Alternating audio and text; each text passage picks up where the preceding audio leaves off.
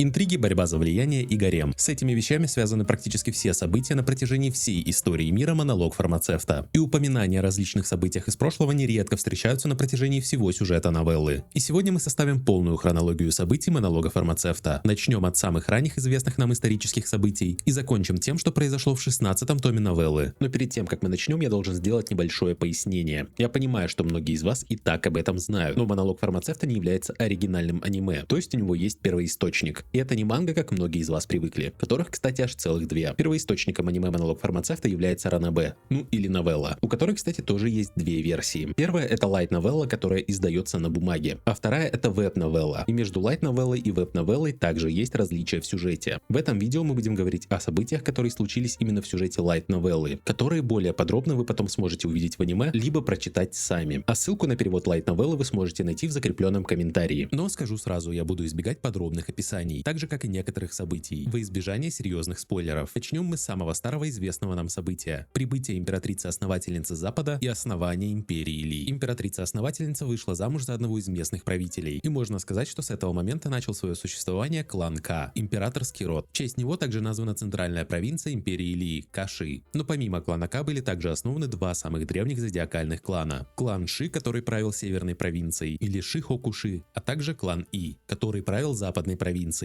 Оба этих клана были основаны приближенными императрицы-основательницы. А если вы хотите узнать подробнее об этих кланах, то на канале уже есть отдельное видео про них, и найти вы его сможете по подсказке справа сверху. Как мне кажется, прообразом императрицы-основательницы была та самая китайская императрица Удзетян, периодом правления которой вдохновлялась Нацу Хьюго при написании новеллы, и которая, кстати, также основала свою правящую династию. Но правда, продержалась она недолго. Ну и об этом периоде времени мы больше ничего не знаем. В последующие годы основывались и получали свои имена другие великие кланы. Но как бы не было грустно, но об этом мы также ничего не знаем. Но пара упоминаний о представителях этих великих кланов у нас все же есть. Например, упоминание о главе клана Шин, который на самом деле был наследным принцем, который просто отказался от борьбы за власть и вошел в великий клан через брак. Его отец, император того времени, поначалу противился решению сына, но в итоге принял его и сделал подарок клану Шин — золотую статуэтку в виде дракона, который держит в лапах нефритовый шар, что символизировало то, что его сын хоть и перестал быть наследным принцем, но все еще остается его ребенком. Эта золотая статуэтка стала реликвией клана Шин. И, кстати, таким образом клан Шин стал боковой ветвью императорского клана. А также было упоминание об одном из представителей клана Ла. Если что, главная героиня Мао-Мао является дочерью главы клана Ла, и в настоящее время в сюжете она считается принцессой этого клана. Так вот, тот самый член клана Ла из прошлого был архитектором-изобретателем, и его мумию нашли в одном из его изобретений. А также он спроектировал пристройку для особняка клана. А так как практически все представители этого клана довольно эксцентричные, он спроектировал эту пристройку со множеством тайников и секретов. И в одном из таких тайников Лоумен прятал свой анатомический атлас, который составил сам, и называл его Книга Кады. А что такое, собственно, эта Книга Кады? Када среди придворных врачей считается легендарным врачом, и он на самом деле существовал и был членом императорского рода. Но в свое время он совершил непростительный поступок. Он провел вскрытие тела любимого сына императора тех времен, за что в итоге его и казнили. Также с Кадой и его потомками связаны другие события, которые произошли уже в настоящее время. Это время правления предыдущего императора и императрицы-регента. Именно во времена их правления произошли несколько событий, которые сильно повлияли на актуальный сюжет. Предыдущий император и императрица-регент пришли к власти из-за стечения обстоятельств. Сама императрица-регент имела довольно низкое происхождение, а ее сын был самым младшим из всех братьев. Но так как из-за эпидемии умерли все старшие братья нынешнего императора, он стал единственным претендентом на престол. А уже из-за его бездарности и слабости императрица-регент могла единолично управлять всей страной. И правление императрицы-регента было отчасти эффективным, но довольно жестким. И в ее случае жесткость и некоторая строгость были необходимы, ведь из-за ее довольно низкого происхождения не вся знать хотела ей подчиняться. И чтобы иметь рычаги давления на фракцию ее противников, она, в общем-то, брала заложников. По этим причинам гарем и достиг своих огромных масштабов. Отличный пример этому — это история Шин Мэй из конца второго сезона. Шин Мэй — мать Лоу Лань. Хоть на тот момент она и была помолвлена Ши Шоу, но клану Ши все равно пришел приказ отправить ее в гарем, что как раз таки и привело к событиям из первого и второго сезона. Кстати, отчасти из-за клана Ши и появился запрет на доступ к врачам не евнухам в гарем, поскольку одна из служанок Шин Мэй, которая происходила из боковой ветви клана Ши, в итоге забеременела от императора. Но официально все это выставили как связь служанки с придворным врачом, которого в итоге и изгнали с ребенком из дворца. По итогам этого запрета, кстати, пострадали пострадал Лоумен, поскольку, как вы помните, он евнух. Кстати, что касается медицины. Императрица Регент пыталась повысить уровень медицины в стране в целом, и поэтому отправляла молодых людей учиться за границу. В их числе как раз таки и был Лоумен. И еще одна реформа императрицы Регента, с которой ей, кстати, помог Шишоу, тогда еще молодой чиновник. С его помощью она смогла как раз таки надавить на клан Ши, который занимался торговлей людьми. И вроде бы в новелле больше не упоминалось о положительных сторонах правления императрицы Регента. И все же большую часть времени, когда императрица Регент была у власти, она не правила деспотично. И этому даже есть неплохой пример. Одним из самых ярых ее противников в то время был глава клана Шин. Он открыто отказывался ей подчиняться, как раз таки из-за ее происхождения. И вместо того, чтобы сразу наказать весь клан или только его главу, она поручила главе другого клана сначала провести инспекцию. И поручила она это главе клана У, который является дедом Лишу, кстати. И при этом главы кланов У и Шин были близкими друзьями. Но правда ровно до момента этой инспекции, поскольку во время ее проведения в одном из помещений особняка начался пожар, где хранилась реликвия клана Шин. Та самая золотая статуэтка в виде дракона с нефритовым шаром. И после этого пожара она исчезла. Вполне себе логично предположить, что раз она из золота, то она скорее всего просто расплавилась в пожаре. Но глава клана Шин считал, что ее украл глава клана У. И из-за этого они рассорились. И до смерти главы клана Шин так и не общались. Но при этом клан Шин не был наказан после этой инспекции. Но есть и обратный пример. Трагедия, которая случилась с кланом И. Но в тот момент императрица Регент была уже в крайне преклонном возрасте. И по словам императора, она начала часто много чего забывать. Но тут, в общем-то, лежит вина не только на императрице, поскольку трагедия с кланом И произошла из-за клубка интриг. Там замешаны и предательство, и месть, и попытка сокрыть тайну. В общем, это очень длинная история. И об этой истории подробно вы можете узнать из видео про кланы Ши и Игёку. Подсказку найдете справа. Сейчас мы говорили в основном именно об императрице Регенте, потому что про предыдущего императора не то чтобы есть что сказать, потому что результатами его правления можно назвать разве что огромное количество его жертв, которые аккумулировали внутри гарема ненависть к императорскому роду. Это тоже оказало свое влияние. Во втором сезоне об этом подробно рассказали, поскольку одна из его жертв и помогала Суэрэй и Лоулань. Ну и не только им, также предыдущей главной служанке Лихуа. Если вы подзабыли, там была история с духами, которые опасны при беременности. Но кроме этого, он оставил после себя 3 детей, а также некоторое количество рисунков и картину на стене в комнате, где он рисовал. И по сути, больше о нем сказать особо нечего. Ну и кроме этого, он долго без своей матери не прожил. После смерти императрицы Регента предыдущий император умер всего через год. И под конец разговора об этом периоде можно вспомнить еще 2 события, которые действительно оказали огромное влияние на весь сюжет новеллы. И 2 этих события сильно связаны. Мы пойдем по порядку. Первое событие связано с вопросом, кем же является Джинши на самом деле. И это довольно важный спойлер. Если вы сами хотите узнать ответ из аниме, новеллы или манги, то просто сразу переходите к следующему временному периоду. Так вот, как вы помните, брат и сын нынешнего императора родились в один день. И притом Адо, на тот момент единственная наложница наследного принца, сильно пострадала и по сути больше не могла иметь детей. И при этом она сильно боялась за безопасность собственного сына. И ее опасения были не беспочвены, потому что если что, Адо это дочь Суэрэн, а Суэрэн это та самая престарелая служанка, которая служит Джинши. А перед этим она служила вдовствующей императрице Анши, когда та еще была наложницей в гареме. И по этой причине Адо отлично знает, какие опасности могут поджидать ее сына во внутреннем дворце. В то же время Анши на тот момент еще не вдовствующая императрица. Она по сути заставила предыдущего императора из мести завести с ней 2-го ребенка. И после родов к тому самому брату императора она ничего не чувствовала. Буквально полное безразличие, потому что он был результатом ее мести и обиды. В общем, из-за беспокойства за собственного ребенка Адо приходит безумная идея. И в один из дней Адо со своим сыном посетила Анши. Во время их разговора все слуги покинули комнату. И Адо шутливо предложила Анши обменяться детьми. Ее ребенок и его дядя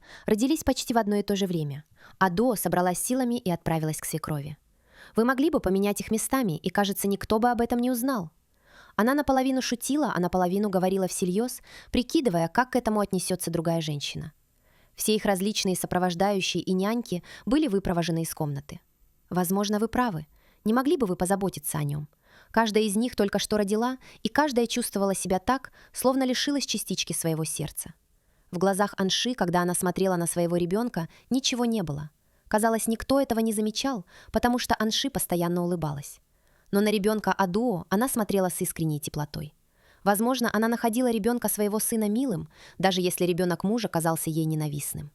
Возможно, именно поэтому она ничего не сказала, даже когда Адуо ушла и вернулась в свой павильон с ребенком Анши на руках. А итог вы и так знаете. Анши растила внука как собственного сына, а младший брат императора, который находился у Адо, безвременно покинул этот мир из-за ошибки главной служанки Адо, за что та себя корила всю оставшуюся жизнь, но так и не рассказала своей госпоже об этом. Адо, кстати, сильно привязалась к младшему брату императора, и поэтому также впала в траур. И теперь поговорим о втором событии. Это 2-й случай за все правление императрицы Регента — изгнание врача из дворца. Если что, роды у Анши и Адо принимал Лоумен. Ну, точнее, он начал принимать роды у Адо, и потом его увели к Анши насильно. Нынешний император, а в то время наследный принц, каким-то образом узнал о произошедшем между Анши и Адо. Но поскольку к тому времени младший брат императора уже умер, наследный принц просто выместил свою злобу на придворном враче. Таким образом, Лоумена лишили коленной чашечки и изгнали из дворца. И он поселился в квартале удовольствий. И хоть пересказывать события 2 сезонов аниме я и не буду, но о некоторых событиях мы все-таки поговорим. И первое — это появление новой служанки у старшей наложницы Гёкуё, которая известна своей осторожностью и малой свитой. Притом до этого момента все служанки Гёкуё прибыли вместе с ней из западной столицы. Но так вышло, что эта служанка была особенной. Она заслужила доверие к себе тем, что буквально спасла дочь Гёкуё. В этот момент в гареме использовали популярную в стране Ли пудру, в состав которой входили тяжелые металлы. И когда эта служанка заметила болезненное состояние старшей наложницы Лихуа и услышала о симптомах, которые есть у детей императора, то практически сразу на обрывках ткани она написала предупреждение о том, что эту пудру использовать нельзя. И притом та самая служанка написала это предупреждение не только для Гёкуё, но и для старшей наложницы Лихуа. Служанки Гёкуё сразу передали ей это послание, в отличие от служанок Лихуа, которые буквально его проигнорировали и даже не стали читать. В итоге ту самую пудру запретили, и дочь Гёкуё была спасена. И та самая служанка позже также спасла и Лихуа, уже от последствий применения той самой пудры. А дальше мы вспомним о попытке отравления старшей наложницы Гёкуё на ежегодном императорском приеме в саду. Хоть официально и считается, что это была попытка отравления Гёкуё, но, как вы помните, на самом деле пытались отравить Лишу. Просто блюда, приготовленные для наложниц на этом приеме, подменили. И виновного позже нашли, это была главная служанка старшей наложницы Адо. Причиной назвали попытку защитить свою госпожу, поскольку в скором времени Адо должна была покинуть гарем. Но на самом деле именно по вине этой старшей служанки и умер младший брат императора, который находился у Адо. И эта самая главная служанка пыталась скрыть это от своей хозяйки. Все это из-за истории, связанной с Лишу и медом. После того, как виновницу нашли и казнили, было решено также наказать и ее семью, и всех связанных с ней людей. И множество этих людей также работали и во дворце. И после этого по каким-то причинам главный евнух в гареме Джинши выкупает из одного из самых крупных борделей города одну из куртизанок. И в итоге эта самая куртизанка стала его служанкой. Хотя планировалось, что она станет придворной дамой. Также в это время во дворце происходит цепочка довольно странных событий. Смерти некоторых людей и взрыв склада во внешнем дворе. Также были и другие проблемы. И как оказалось, все это было частью плана для убийства младшего брата императора. Ну а та самая его новая служанка по итогу его и спасла. Позже виновная была найдена, это была одна из придворных дам. А после того, как старшая наложница Адо покинула гарем, но она, если что, осталась в пределах дворца, просто живет в отдельном особняке на его территории, была представлена новая старшая наложница. Младшая дочь премьер-министра Шишоу по имени Лоулань. Ходили также слухи, что это именно Шишоу выдавил Адо из гарема. Вот настолько он был влиятельным. Дальше произошло еще одно интересное событие. Это прибытие иностранных послов в страну Ли. И при этом довольно необычно было то, что в этот раз послами выбрали двух женщин, а если точнее двух сестер, Айлин и Айлу. Есть предположение, что это было частью некого плана, чтобы эти две сестры в итоге соблазнили императора и его младшего брата. Подкрепляет эту теорию то, что Айла вела себя довольно нагло в присутствии императора и наложниц. Также эти две сестры позже будут участницами других событий, которые произойдут на территории страны Ли. Например, эта самая Айла будет замешана в восстании клана Ши. Судя по всему, она помогала клану Ши изготавливать огнестрельное оружие, так называемые фейфа. И, кстати, с помощью этих фейфа было совершено покушение на младшего брата императора, когда премьер-министр Шишоу пригласил его на выездную охоту. Но в итоге покушение сорвалось. А дальше произошло восстание клана Ши и его подавление. По итогу этого восстания оказалось, что настоящая личность евнуха Джинши — это младший брат императора, или как еще его называют при дворе, лунный принц. Но кроме этого, также клан Ши был истреблен. Официально он истреблен полностью, но неофициально, конечно же, есть исключения. Например, дети клана Ши в итоге выжили, и большая их часть теперь живет под опекой Адо, как и старшая дочь Шишоу, Суирэй. Но также Суирэй не казнили по той причине, что она на самом деле родственница императорской семьи. Она внучка прошлого императора, племянница нынешнего и двоюродная сестра Джинши. Также младшая дочь Шишоу по итогам восстания исчезла. Ее тело так и не было найдено. Кстати, насчет Лоулань. От нее младший брат императора во время подавления восстания получил информацию о том, что страну Ли в скором времени ожидает нашествие саранчи и последующий голод. Благодаря этой информации младший брат императора начал заблаговременно готовиться к этому нашествию и, в общем-то, погряз в работе. Также спустя некоторое время после этого восстания в некоторых книжных лавках столицы были найдены некоторые книги из горной крепости клана Ши. А такого вообще-то быть не должно было, потому что всю крепость по сути опечатали и никто оттуда ничего вынести не мог. По итогу вор, конечно же, был найден, но серьезных последствий для него это не возымело по некоторым причинам. Но одно из самых интересных событий в это время — это появление в столице страны Ли некой белой леди. Это девушка-альбинос, которая проводит некие выступления в одном из театров столицы. На этих самых выступлениях она демонстрирует свои, так сказать, сверхъестественные способности. И притом проводит она свои выступления в одном из довольно крупных театров. И такая возможность у нее есть по той причине, что в столице у нее есть влиятельные покровители. Все потому, что белая Белая Леди связана с неким культом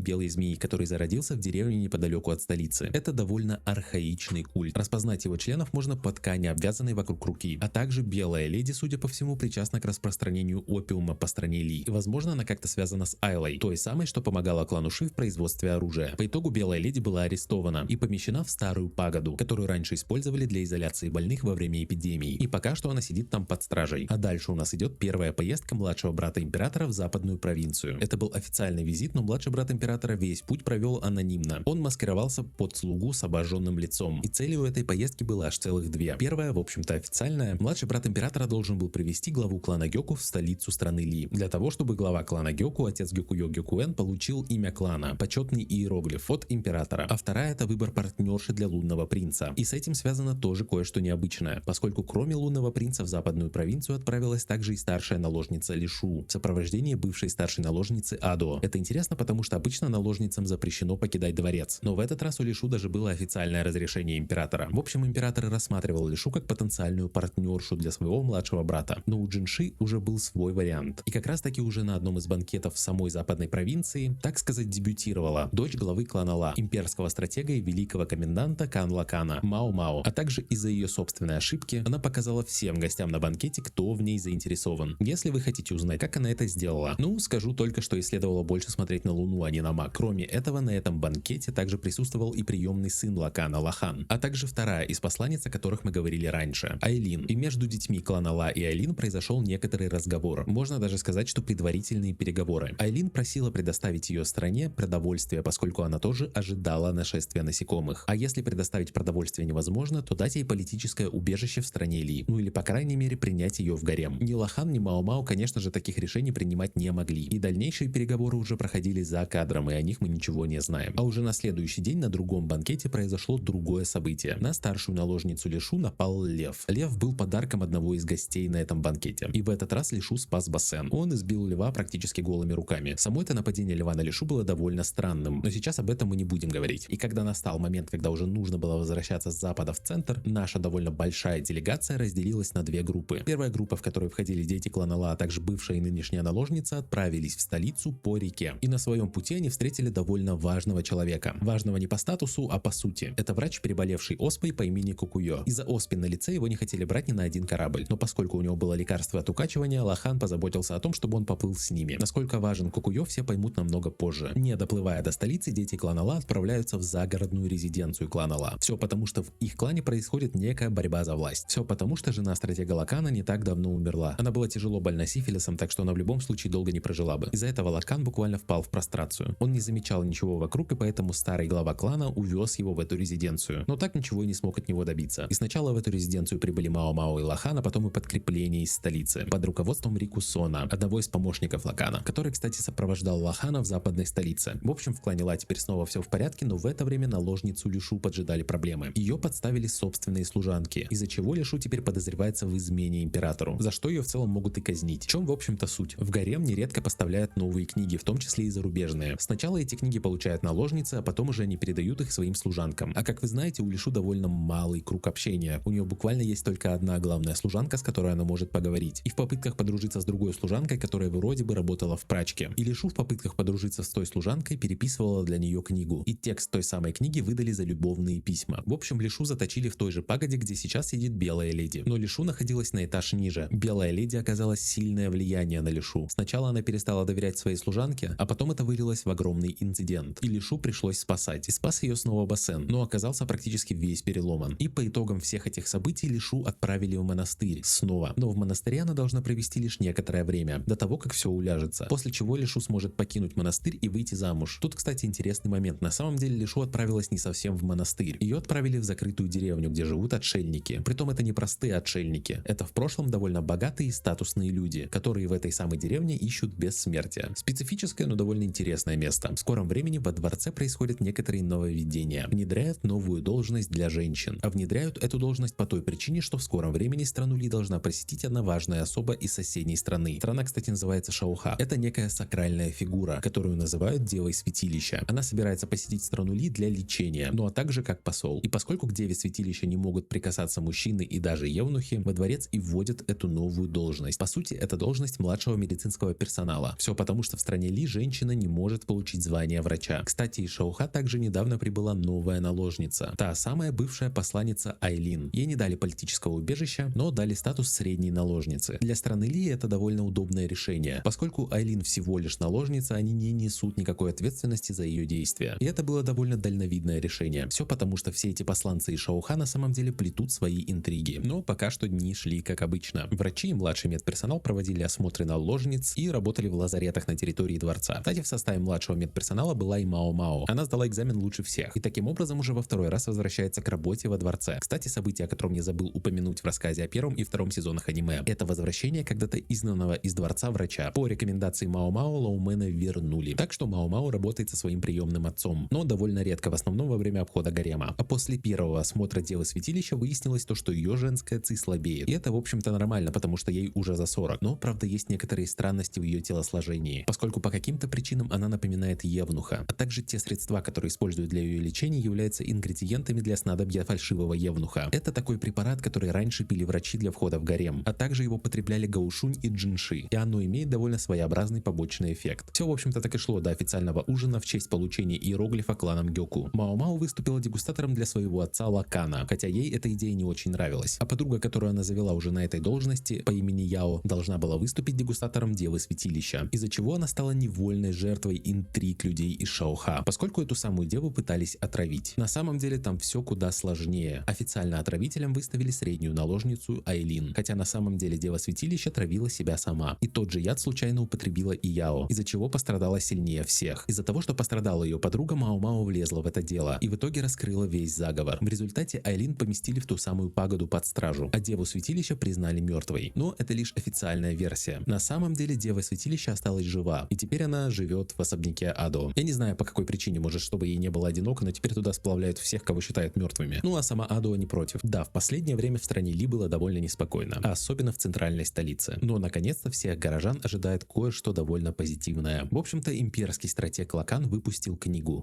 по игре в Го. Память о своей не так давно умершей жене. Книга основана на записях об их партиях. И также в честь выхода книги было решено провести турнир. Сначала Лакан хотел провести этот турнир на территории дворца, но в обмен на то, что Лакан нормально сделает свою работу, Джинши помог ему получить куда более удобное место для проведения турнира. И это был тот самый театр, где раньше выступала Белая Леди. Неожиданно книга обрела просто огромную популярность. Множество людей в столице хотели ее купить, и все и повсюду играли в Го. И сам турнир обещал быть довольно крупным. И в дни его проведения из дворца туда даже отправляли придворных медиков, а также всем участникам раздавали выпечку и согревающие напитки. В конце турнира победителя ожидала игра с самим стратегом. И по столице даже ходил один слух, что если кто-то сможет обыграть Лакана, то тот исполнит любое его желание. И даже лунный принц поверил этому слуху. Он одолжил у императора учителя Го, которого называют мудрецом Го. И этот самый мудрец рассказал Джинши о некоторых хитростях, которые помогают ему обыграть стратега. И собственно самый последний день этого турнира самой зрелищной игрой была как раз таки между Лаканом и Джинши. Джинши, используя уловки мудреца Го, практически победил Лакана, но их игру внезапно прервали. И стратегу действительно повезло, потому что он играл в Го на протяжении нескольких дней. Так еще и лунный принц использовал довольно подлые уловки. Например, Лакану подавали сладости, пропитанные алкоголем, который тот не переносит. Но из-за того, что их игру прервали в этот момент, им пришлось доигрывать в другой день, и отдохнувший стратег просто разгромил Джинши. Но желание, которое было у Джинши, не было связано с дочерью стратега. Он все так же занимался подготовкой к нашествию саранчи, и ему необходимо было провести некоторые изменения в армии, на что не давали согласия другие чиновники. И именно в этом ему была нужна помощь Лакана. Почему именно это желание? Потому что у Джинши был другой план, связанный с Мао Мао. Одним вечером после турнира на территории дворца произошла неформальная встреча, на которой присутствовал император, императрица Гёкуё, младший брат императора, а также Мао Мао. И в общем-то на этой неформальной встрече Джинши и исполнил свой план. С помощью своей служанки, а по совместительству его бабушки Суирен, которая, кстати, мать Адо, если вы не забыли, Джинши подготовил клеймо с гербом императрицы Гёкуё. И во время очередного спора между лунным принцем и императором, когда Джинши в очередной раз просил императора отпустить его и дать ему имя, Джинши оголил свой торс, вытащил из камина раскаленное клеймо и оставил у себя на боку герб императрицы Гёкуё, поклявшись никогда не идти против нее или ее сына. Император был в ярости, Гёкуё была в ужасе, а Мао Мао металась по комнате в поисках средств от ожогов. С помощью этой выходки Джинши хотел показать, что не стремится к власти и не собирается идти против сына Гёкуё, а также он лишил императора возможности устроить ему политический брак, поскольку если кто-то лишний увидит это клеймо, пойдут довольно неприятные слухи, и от последствий уже потом не уйти никому. Но правда здесь есть и минус, потому что теперь к младшему брату императора не могли допустить врачей, ну разве что что одну аптекаршу, которая присутствовала при клеймении. И таким образом Мао-Мао протолкнули по службе. Ее неохотно начали обучать хирургии, а перед этим Лоумен даже дал ей и ее подругам некое задание, как раз таки по поиску его книги Кады. Кстати, придворные врачи злились не на то, что женщина обучается медицине, а скорее они злились из-за кумовства, потому что Мао-Мао уже не первый раз проталкивают влиятельные покровители внутри дворца. Отчасти из-за этой выходки лунному принцу вскоре снова придется отправиться в западную столицу. Но кроме гнева императора на это было еще две причины. Во-первых, было необходимо подготовить регион к нашествию насекомых, а во-вторых, были обнаружены некоторые несоответствия. Несоответствия в том, сколько урожая собирают в западной столице и сколько налогов они выплачивают. Потому что, как оказалось, урожая они собирали довольно мало, но при этом налогов платили даже больше, чем должны были. И как оказалось, все это связано с довольно скверными планами старшего сына Гёкуэна и брата Гёкуё, Гёку-Оу. Но об этом мы поговорим немного позже. Но перед этим нам нужно поговорить о том, как именно брат императора в этот раз путешествовал в западную столицу. И в этот раз он делал это открыто. И более того, лунный принц и вся его свита плыли по морю и заняли несколько кораблей. Есть, кстати, забавный момент. Поскольку действительно квалифицированных и талантливых врачей не могли допустить к лунному принцу, его врачом назначили шарлатана из гарема. А помощницей шарлатана была Мао-Мао, которая и проводила все настоящие осмотры. Кстати, за время всей этой истории, связанной с западной столицей, шарлатан раскрывается как довольно приятный человек. И перед прибытием в западную провинцию лунный принц посетил вассала страны Ли. Он сделал небольшую остановку на своем пути в западную провинцию. И эта вассальная страна называется Аннан. И там он также встречает бывшую наложницу из гарема, ту самую, что танцевала на стенах в первом сезоне. И она счастливо живет с тем офицером, которому ее отдали. Небольшое отступление для сюжета, но не очень важно. Кстати, в этот раз на запад отправился не только лунный принц. В этот раз с ним отправили также и стратега Лакана. Но для работы Джинши он на западе был не особенно нужен. Он больше нужен был Гёку-Оу, поскольку Гёку-Оу был намерен развязать войну с Шаоха. Поводом для этого было захват торговых портов, но истинными причинами были тайные цели Гёку-Оу. Во-первых, Гёку-Оу ненавидел всех иностранцев, и эта ненависть связана с его прошлым и прошлым его матери. Помимо этого, Гёку-Оу всегда мечтал стать военным героем и быть полководцем. Вот такой он неугомонный. И Гёку-Оу хотел убедить стратега встать на его сторону. А Лакану-то, собственно, все равно, потому что он даже войну воспринимает как игру. Но уже в западной столице Джинши напомнил Лакану о трех вещах. Во-первых, во время войны алкоголь будет под запретом. Во-вторых, скорее всего, почти все лекарства уйдут на фронт. А в-третьих, что скорее всего его дочь также отправится на фронт в качестве медика. Возможно, Лакану и безразлично большинство вещей в мире, но проигнорировать тот факт, что сначала его дочь лишат всего, что ей нравится, а позже она и сама окажется в опасности, Лакан не мог. И поэтому он полностью потерял интерес к затее Гёку-Оу. Но, правда, сам Гёку-Оу не сдался. В самой западной провинции отряд имени лунного принца занимался различными вещами. Сам Джинши опять же занимался документами и сверкой отчетов. А Мао-Мао, которую сопровождала ее новая подруга Чуэ, которая как бы состояла в свите лунного принца, но на самом деле является служанкой Адуо, занимались различными вещами. Они в целом могли проводить время, просто находясь в медкабинете, в особняке, где разместили всю свиту лунного принца. И тут нам надо сделать небольшое отступление. Когда мы говорили о первом визите в западную столицу, я забыл об одном моменте. Когда Джинши возвращался в центральную столицу вместе с Гёкуэном, Гёкуэн попросил его об одной услуге. Он попросил отправить из центра человека, который поможет его сыну в делах, ну точнее в управлении всей провинцией. И Джинши выбрал Рикусона, помощника Лакана. А как вы помните, Рикусон сопровождал детей клана Ла в западной столице и пару раз оказывал Мао-Мао знаки внимания. В общем, по приказу Джинши обратно на запад отправили как раз таки Рикусона. Вот так вот он избавился от конкурентов. И теперь возвращаемся к нынешним событиям. Рикусону в западной столице не только помогал с делами Гёку-Оу, он также отправлял некоторую информацию обратно в столицу тайно. От него как раз таки узнали о несовпадении и урожайности и налогов. И Рикусон все это время не только занимался бумажками, он также ездил с инспекцией по разным деревням провинции. И в общем, несколько раз группа из Мао-Мао, Чуэ и Басена, которого к ним приставили для безопасности, увязывалась за Рикусоном. И в этих деревнях наш знатный отряд пахал землю. Кстати, в этот раз на запад отправился еще один человек из клана Ла, старший брат Лахана, племянник Лакана и двоюродный брат Мао-Мао. Как его зовут, неважно, его все называют брат Лахана. И все это с легкой подачи его двоюродной сестры. И вообще-то брат Лахана необычный чиновник. Он вообще не занимается бумажками и воином не является. После переворота в клане Ла, он с остатками семьи оказался как раз таки в загородном имении клана Ла. И там вместе с отцом они стали фермерами. Из-за чего у клана Ла появились какие-то огромные запасы продовольствия, в особенности картофеля. Картофель для страны Ли является новой культурой и при этом довольно удобной. И поэтому клан Ла по просьбе дворца сейчас помогает другим фермерам освоить эту культуру. Для этого брат Лахана и отправился с лунным принцем на запад, везя с собой картофель для посева. Но вы не подумайте, брат Лахана вообще-то человек серьезный. И с этим отрядом знатных садоводов он дел не имел. Он в сопровождении пары человек двигался от деревни к деревне и обучал людей выращивать картофель. И практически в каждой деревне ему даже сватали местную девушку. Но вообще-то это не главный его подвиг. Брат Лахана был первым человеком, человеком, который предупредил всех о начале нашествия насекомых. Сам быстро добраться до западной столицы он уже не мог, и поэтому отправил послание. И уже в самый разгар бедствия, посреди разбоя и голода, он смог вернуться в западную столицу. А пока что давайте сделаем небольшое отступление. Перед тем, как мы начнем говорить о серьезных событиях, я хочу рассказать об одном веселом моменте, который происходил в этот визит в западную столицу. Стратег Лакан смог найти своего старого противника, с которым он в прошлую свою командировку в Исей играл в Сянцы. Этого человека звали Большой Рин, но правда он уже в крайне преклонном возрасте, но в Сянцы играет все так же превосходно. Но помимо того, что он потрясающий игрок, он также довольно важный человек, по той причине, что еще со времен клана И он делал записи обо всем, что происходит в западной столице. И поскольку в этот раз наши герои столкнулись с огромным количеством разных загадок и неясностей, они хотели найти его спрятанный архив с этими записями. Но стратег притащил с собой не только Большого Рина. Вместе с ним также пришел некий Недарин, который представился внуком этого человека. На самом деле он также искал записи Большого Рина. Когда стратег, Мао-Мао, Чуэ и некоторые другие персонажи пытались выяснить у Большого Рина, где же он спрятал свои записи, Недарин кое-что понял из бессвязной речи старика и куда-то исчез. А когда все задумались, куда же пропал этот самый Недарин, в западной столице произошел пожар, притом довольно большой, и непонятно, как он случился. И уже после того, как нашлась настоящая семья Большого Рина, наши персонажи выяснили, что Недарин на самом деле не был его внуком и преследовал непонятные цели. Как выяснилось позже, тот самый пожар начал как раз таки Недарин. Дело в том, что Большой Рин прятал не только свои записи, но и также частично архив клана И. И Недарин искал один конкретный документ, о котором мы говорить сейчас не будем. Но крайне подробно всю эту историю я рассказывал в видео про кланы Ши и Игёку. В общем-то, я снова о нем говорю, да. Сам Недарин и этот документ сыграют большую, но довольно короткую роль в дальнейших событиях. Ну что ж, вернемся к началу бедствия. Брат Лохана очень вовремя отправил свое послание, и хоть времени на подготовку было крайне мало, но оно все же было. Само нашествие саранчи было ужасным. В городе творился повсеместный ужас, а в деревне, где в этот момент находился наш отряд знатных садоводов, был настоящий ад, потому что саранча пожирала вообще все. Жуки прогрызали дыры в домах, ели одежду прямо на людях. Что уж говорить, обычно спокойная и рассудительная Мао-Мао просто не выдержала подобного. Но в этот раз нашим персонажам и всей стране Ли безумно повезло. По той причине, что в самый разгар нашествия саранчи начался дождь. Из-за того, что температура резко упала, жуки просто переставали активно двигаться. То, что полномасштабное нашествие саранчи остановилось, не решило всех проблем, потому что голод все же настал. И как бы ни страдал народ западной провинции, Гёку-Оу это было лишь на руку. Но мы пойдем по порядку. Помимо одного знатного фермера и запасов картофеля, Джинши также привез с собой запасы продовольствия на случай голода. И собственно это продовольствие раздавали на улицах западной столицы. Но поскольку сам Лунный принц не думал об улучшении своей собственной репутации среди обычного народа, никто не объявлял, от чего лица раздают еду. И поэтому жители Запада считали, что все это заслуга их наместника Гёку-Оу. И пока росла любовь к Гёку-Оу, пропорционально росла же и ненависть к Лунному принцу. Все дошло до того, что простой народ собирался вломиться в поместье, где остановился Лунный принц со своей свитой. Простые люди считали, что Джинши просто отсиживается за высокими стенами, и люди были готовы выместить весь свой гнев на нем. Но когда Джинши был готов уже сам выйти к народу и поговорить, появился Гёку-Оу, который вынудил Лунного принца пообещать провести обряд на следующий день. Обряд, где младший брат императора попросит милости у неба. И для Гёку-Оу это была бы отличная возможность, потому что в этот день весь народ собрался бы в одном месте. И это была бы отличная трибуна для его пламенной речи, где он сможет разжечь ненависть к соседнему государству и подтолкнуть всю страну к войне. Но этому не суждено было случиться, поскольку в утро следующего дня Гёку-Оу умирает. Официальная версия была такой: когда Гёку-Оу собирался перед обрядом, у него запросил аудиенцию некий человек, тот самый Недарин. И якобы он же и убил Гёку-Оу, а прибежавший на шум Рикусон убил нападавшего. Но это была только официальная версия. На самом деле же Гёку-Оу убил Недарина, а Рикусон убил уже самого Гёку-Оу. У поступка Рикусона были довольно глубокие мотивы, поскольку именно Гёку-Оу ответственен за истребление клана И, а Рикусон является последним мальчиком из этого клана. И в общем-то на его глазах убили его мать и сестру. И таким образом Рикусон отомстил убийце своих родных. Но на самом деле, если бы Рикусон этого не сделал, то это сделали бы другие люди. Он был слишком радикальным. Ни стране, ни императору не нужна была война с Шаоха. И несмотря на то, что смерть Гёку-Оу была необходима, но она все же доставила огромное количество проблем. И всю последующую цепочку событий я бы назвал борьбой за отказ от власти. В общем-то, Гёку-Оу хотел, чтобы следующим наместником после него стал его старший сын Шикёу. Но Шикёу был полной противоположностью своего отца. Шикёу не стремится к власти и вообще довольно хулиганистый. По этим причинам Шикёу пытался отказаться от места наместника и предлагал вместо него выбрать одного из его младших братьев, ну или одного из его дядь. Второй сын Гёку-Оу, Фэйрон, хотел, чтобы все было по воле отца. По этим причинам он также отказывался занимать место наместника. А третий сын Гёку-Оу, Фуран, ну у него было самое странное желание. Он хотел, чтобы в западной столице остался именно Лунный принц, и чтобы он стал ее наместником. И в общем-то из-за противостояния старшего и младшего брата произошло огромное количество событий. Тут на самом деле и Шикёу постарался, потому что он отчасти ввязался в политические игры другой страны. Он помогал скрываться в западной столице одному из принцев соседней страны, пока в его государстве происходила борьба за трон. Фуран, в общем общем-то, воспользовался этим фактом. У него был довольно сложный план, и в этот план также втянули и Мао-Мао. Ну как втянули, она скорее сама в него влезла, а также ее подруга Чуэ. Чуэ, кстати, непростая служанка, она является членом клана Ми. Клан Ми — это своего рода тайная служба страны Ли, и каждый член этого клана обладает некоторыми способностями. Например, та же Чуэ отлична в маскировке, а также владеет несколькими языками. И именно Чуэ во многом пришлось разгребать весь этот бардак, а параллельно и защищать Мао-Мао. Все, в общем-то, пришло к тому, что Мао-Мао пришлось скрываться в западной провинции. Она путешествовала по разным местам в одной повозке. С ней также были двое детей из клана Гёку, и они притворялись матерью и двумя детьми. Но в итоге они наткнулись на город, захваченный бандитами. А после того, как их уже вызволили из плена и захватили главаря бандитов, только после этого они смогли вернуться обратно в западную столицу. Но, правда, на обратном пути тоже случился инцидент. Глава бандитов был довольно большим. Он смог вырваться, и из-за его буйства очень сильно пострадала Чуэ, из-за чего Мао-Мао пришлось проводить свою первую самостоятельную операцию. Но несмотря на сильные раны, Чуэ все же выжила. Но, правда, одна из рук у нее больше нормально не функционирует. По итогам всего этого Шикё все же согласился стать наместником западной провинции. А Джинши пришлось взять Фурана себе на службу, чтобы держать его на коротком поводке, потому что он может еще много чего наделать. Примерно так и заканчивается второе посещение западной провинции. Но сюжет там куда больше, я очень много деталей и мелких событий упустил. Но в этом и идея. А по возвращению наших героев в центральную провинцию и столицу страны Ли, их ожидают не менее утомительные проблемы, поскольку при дворе уже происходит война между фракциями. Фракцией вдовствующей императрицы Анши и новой императрицы Гёкуё. Между двумя императрицами, собственно, нету никакой вражды. Враждуют именно их фракции. Они борются за влияние и власть. Но больше всего от этого страдают солдаты в казармах, поскольку многие из них выходцы из знатных кланов, они объединяются в группы по фракциям. И так постепенно избивают друг друга, прибавляя работы врачам. А по возвращению стратега Лакана во дворец, в его кабинете его ожидал сюрприз, поскольку там было найдено тело повешенного офицера, который до отъезда Лакана состоял в его нейтральной фракции, но позже переметнулся во фракцию нынешней императрицы Гёкуё. При этом с этим офицером было связано довольно много странных событий. Дело в том, что этот самый офицер, а звали его, кстати, Ван Фан, интересовался потомками внебрачных детей императорской семьи, а также реликвией клана Шин, той самой золотой статуэткой в виде дракона с нефритовым шаром. Притом Ван Фан все-таки нашел двух потомков одного члена императорской семьи, которые сейчас являются простолюдинами. Один — это коллега Мао-Мао, молодой врач по имени Тянью, и у них с травницей довольно сложные отношения. Тянью довольно талантлив в хирургии, но при этом бывает довольно душным и раздражающим. А еще он дал Мао-Мао новое прозвище. Он называет ее Нян-Нян, а вторым человеком является названная сестра Мао-Мао из Медианного дворца. Ее зовут Джока, и она даже хранит при себе обломок нефритовой плитки. И на этой плитке есть цветочный знак, по которому можно понять, кому она принадлежала. А второй обломок этой плитки хранится у семьи Тянью. Да, Тянью и Джока родственники. Они вроде бы двоюродные брат и сестра, но о существовании друг друга они не знают. И сам Тянью не знает о своем происхождении. А у Джоки другая ситуация. Ее мать, которая тоже была куртизанкой, рассказывала Джоке историю о ее отце, который по ее рассказам был потомком императорского рода. Он же и оставил тот обломок нефритовой плитки. Но Джока в эту историю не верила. И даже само ее имя Джока, которое она выбрала сама, когда стала куртизанкой. В ее имени есть запретный иероглиф. Точнее, это запретный иероглиф для всех людей в стране, кроме одной семьи. Как раз таки клана К императорской династии. Ван Фан следил за Тянью и пытался выкупить обломок плитки у Джоки, но Джока ему отказала. Но судя по всему, Ван Фан был лишь пешкой, потому что позже у Джоки пытались украсть этот самый обломок. Что же еще странного было в поведении Ван Фана? Дело в том, что он переметнулся из нейтральной фракции во фракцию новой императрицы Гёкуё. Но дело в том, что представители фракции Гёкуё в целом устраивает наследник, даже с учетом его иностранной внешности. И именно сторонники фракции вдовствующей императрицы давят на императора, чтобы он изменил свой выбор. И это скорее их должны интересовать вещи, описанные выше. Но пока что развязка всех этих событий с фракционной борьбой далеко впереди. А до этого случилось еще пару важных событий. И вы, наверное, долго это ждали. Либо надеялись, что это не случится. Но вот так нежданно-негаданно между Мао-Мао и Джинши все же завязались официальные отношения. Дело в том, что после своего возвращения из западной столицы лунному принцу было необходимо посетить императора, императрицу Гёкуё и вдовствующую императрицу Анши, а также заняться работой, что ждала его в центральной столице. А учитывая, что он отсутствовал примерно год, этой работы накопилось довольно много. Так что, надеясь немного поболтать и расслабиться, он отправил официальное приглашение Мао-Мао на поздний ужин. А практически для любого человека во дворце очевидно, на что это намек, чем обычно заканчиваются подобные поздние ужины. Ну и подобный вывод сделала не только Мао-Мао. Адо, которая также обо всем узнала, пригласила Мао-Мао немного побеседовать. И в результате их разговора Мао-Мао раскрыли правду о происхождении лунного принца, то, кем на самом деле он является. Ну а также она узнала о том, что Чуэ на самом деле служит не Джинши, а именно Адо, и о том, что Чуэ обо всем докладывает своей хозяйке. Кстати, у Чуэ довольно интересный приказ. Адо приказала ей всего одну вещь: сделать так, чтобы Юэ был счастливым. Юэ — это тоже одно из прозвищ Джинши, и оно вроде бы значит луна. Также Адо предостерегла Мао-Мао и спросила, что собирается делать Мао-Мао Мао-Мао, если она забеременеет. Ну, а Мао-Мао была готова применить все свои знания из квартала удовольствий. Но вы можете расслабиться, потому что итогом этого ужина стало то, что Мао-Мао просто сказал, что принимает чувства принца. Ну вот как-то так. Ну а теперь мы снова возвращаемся обратно к делам кланов. И вот-вот должно произойти крупное событие. Ежегодная встреча знатных кланов, в которой впервые за долгое время будет участвовать и клан Ла. Но правда все это инициатива Лохана. Он всеми силами пытается наладить связи с другими кланами. Из-за своей репутации клан Ла остерегаются и обходят стороной. И делают это в общем-то не зря. Подробно об этой встрече мы говорить не будем. Но там произошли несколько мелких, но относительно важных событий. Во-первых, помирились клан У и клан Шин при посредничестве клана Ла. Клан У вернул статуэтку дракона клану Шин. Но правда Лакан буквально через пару мгновений сломал ее. Шпажкой от сладости он выбил нефритовый шар из лапы дракона. Но сделал он это из добрых побуждений. Это, конечно, могло испортить вообще все отношения между кланами Шин и Ла, но у клана Шин тоже есть свой эксцентричный человек. В этот раз, помимо обычного состава клана Ла, то есть Лакана, Мао-Мао и Лохана, на встрече также был и брат Лохана. Забыл упомянуть раньше, но его случайно забыли в западной провинции, когда уплывали оттуда. Но он смог вернуться назад. Так вот, помимо брата Лохана, там еще были подруги Мао-Мао. Та самая Яо, которая отравилась вместе с Девой Святилища. Кстати, из-за того отравления у нее теперь проблемы с внутренними органами. И поначалу даже была желтуха. Так вот, юноша из клана Шин долгое время пытался ухаживать за Яо. И хоть она его и отвергала, он от нее не отставал. Но в этот раз брат Лохана попытался заступиться за девушку, вследствие чего состоялась дуэль, где знатный фермер из клана Ла в итоге победил человека из клана Шин. Неловкость до родственников уравновесила друг друга, баланс был восстановлен, и отношения между кланами Ла и Шин не были испорчены. После этого события произошел еще один инцидент с участием клана Ла. Клан Ма, это если что Гаушун, его жена и все его дети, сделал предложение клану У, это семья Лишу. Клан Ма предложил клану У поженить Басена и Лишу. Предложение это в общем-то неплохое, учитывая, что Басен ее дважды спасал. Ну и у них там кое-какие отношения тоже завязываются. И делал это клан Ма при посредничестве Мао-Мао. И в целом у Мао-Мао достаточно заслуг перед кланом У, она много помогала Лишу. Так что к ее словам отчасти прислушались. Но эта сюжетная линия еще продолжается, они там пока не вместе. Так что подробно об этом говорить мы не будем. Также глава клана У рассказал о состоянии клана. Во-первых, это не тот же глава клана У, который был до этого. До этого кланом руководил отец Лишу. Он был приемным сыном, но из-за его отношения к Лишу, поведения его новой жены, поскольку мать Лишу умерла, а также отношения их новых общих детей к Лишу, они все были наказаны. Как только старый глава клана У обо всем узнал, нового главу клана У сразу же лишили власти, а его младшим детям запретили использовать почетный иероглиф клана в именах. Также младшая сестра Лишу, которая по сути больше всех издевалась над ней. У нее самое жесткое наказание. По сути, у нее теперь пожизненный домашний арест. И поскольку детей мужского пола у старого главы клана У нету, он по сути усыновил маленького ребенка, которого сейчас воспитывают как его преемника. Ну, в общем-то, это все события, которые были на встрече кланов. После нее была попытка ограбления в медяном доме. Я упоминал об этом ранее. И поскольку обломок плитки у Джоки так и не смогли украсть, она отдала его Мао-Мао. А та, в свою очередь, передала его Джинши, чтобы он выяснил, кому конкретно она принадлежала. И как выяснилось позже, этот обломок плитки принадлежал легендарному врачу Каде, о котором мы говорили в самом начале. И представьте себе, тот самый молодой врач Тянью является потомком Кады, и именно в нем проявился талант к хирургии. Почему же я говорю именно к хирургии, а не к медицине? Дело в том, что Тянью с детства тянет именно разделывать, будь то охотничья дичь или домашние животные. Поэтому отец Тянью боялся его и по сути отдал одному из придворных врачей на воспитание. Тот придворный врач, кстати, тоже считает Тянью жутким и признает, что если бы не медицина, Тянью бы в итоге стал либо маньяком, либо расхитителем гробниц. Вот такой вот он персонаж. Джока, в общем-то, тоже потомок Кады, но она пытается отстраниться от этого родства и в итоге даже приняла решение перестать быть куртизанкой, ну, то есть уйти в отставку и со временем заменить старую мадам в борделе. Ну и мы наконец-то переходим к развязке этих событий. В общем, молодежь из кланов, что состоят во фракции вдовствующей императрицы, решили устроить охоту, на которую пригласили и лунного принца. И Джинши принял приглашение по той причине, что хотел выяснить, что же вообще происходит, и предотвратить проблемы, которые могут возникнуть, а они возникли. Также для этой охоты выделили 2 врачей и Мао-Мао. Притом их группу медработников отбирали по имени, поэтому в ней также был и Тянью. И притом охота находилась в той местности, которой управляла именно семья Тянью, уже довольно подозрительно. Но врачи нужны были, чтобы разделывать дичь.